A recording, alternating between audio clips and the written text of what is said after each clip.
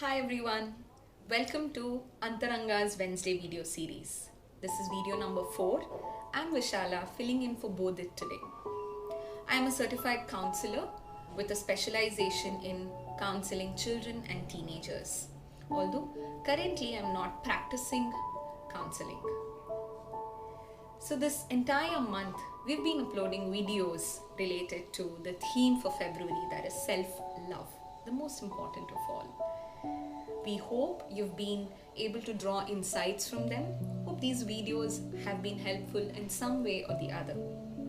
So through these 3 videos, we spoke about self-love, self-care, self-worth. From self-worth, we spoke about self-acceptance. What is beneath self-acceptance then? Today's video is about the core of all of this, the core of self-love, which is self-awareness, knowing oneself.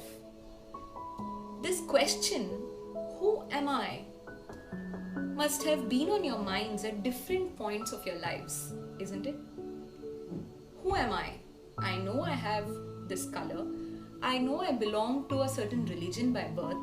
I identified with something at different points. I know I belong to this state, this country, this language. I've learned this language. I identify with something else.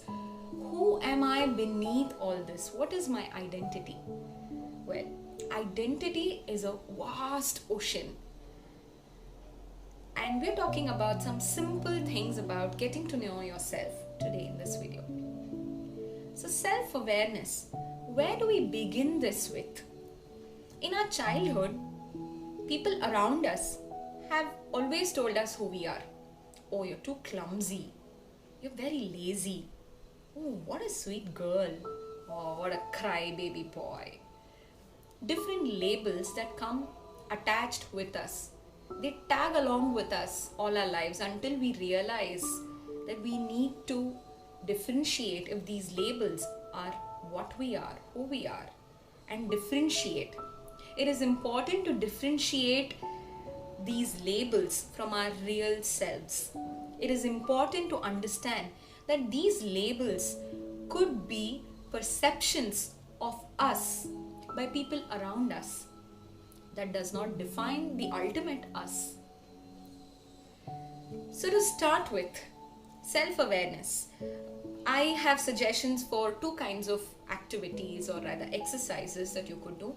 One category is a simple one for which you don't need much of your mental energy. The other category is something where you'll have to dive inside your antaranga to find out more serious questions. So under the first category, which is pretty simple, is an exercise of actually writing a story about yourself. Write your life story, beginning, middle and present. Start with where you were born. Introduce your story of this person who was brought up in this kind of an environment, grew up to be this. These are the challenges, these are the triumphs, and go on. No less than a Pixar movie. So write a story about yourself and see how do you see yourself. That should be fun. Try it. Exercise number 2 is,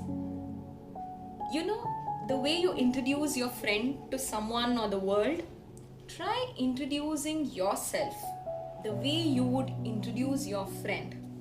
Likes, dislikes, quirks, the best things, the weaknesses, the gray areas, all the idiosyncrasies, dream destinations, and all sorts of things.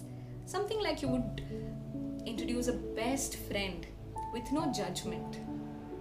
Try that and see what you figure out about yourself or how you perceive about yourself. So those exercises will warm you up.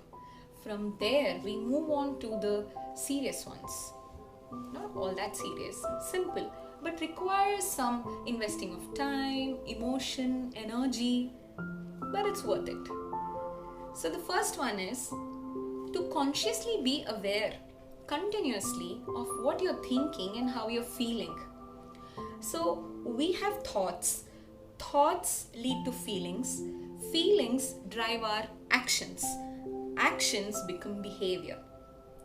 So if I'm in a meeting room and I'm thinking about the food, I'm feeling hungry and I'm feeling restless. So I sort of wrap up the meeting. I sort of ignore what's happening. I sort of start doodling or probably looking into my phone. That's an action. So each is driven by the previous one. And then my behavior comes across as something to someone. So the minute you start understanding what am I thinking, what am I feeling, you're in touch with your emotions, which helps you better to understand yourself and make conscious choices rather than being in autopilot mode. This is how it is. I am like this.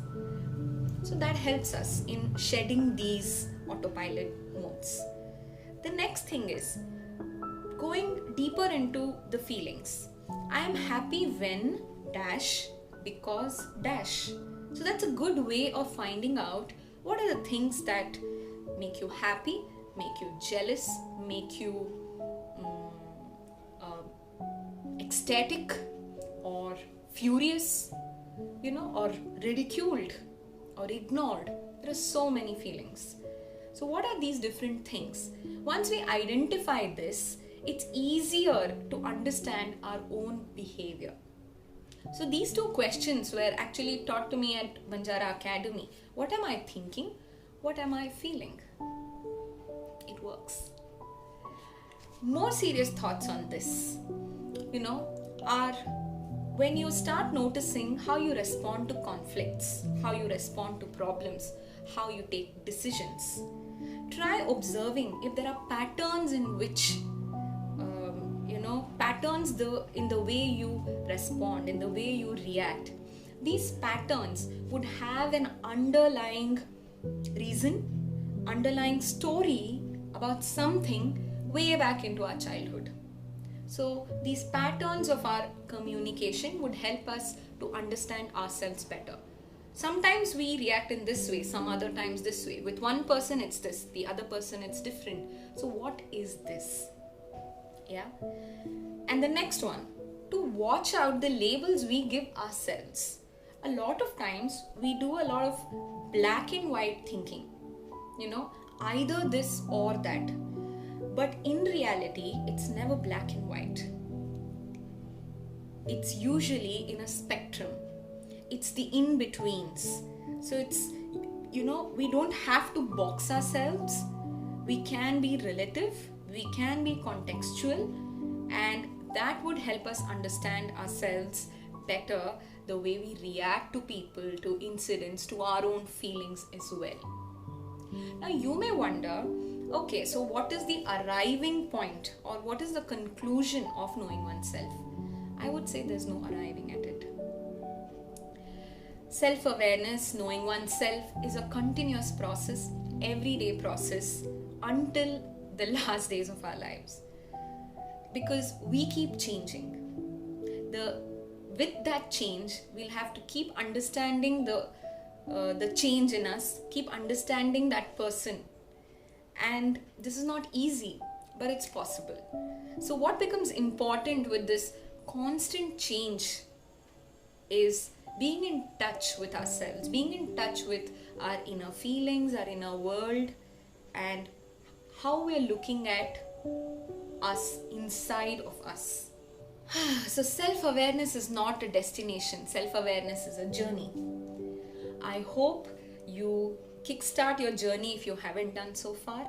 I hope you got some insights from this video, and hope you have a great week ahead and weekend. Keep watching Antaranga Wednesday video series. We will be back next month with another theme, and you could suggest a theme that you want, and we definitely consider what the community thinks.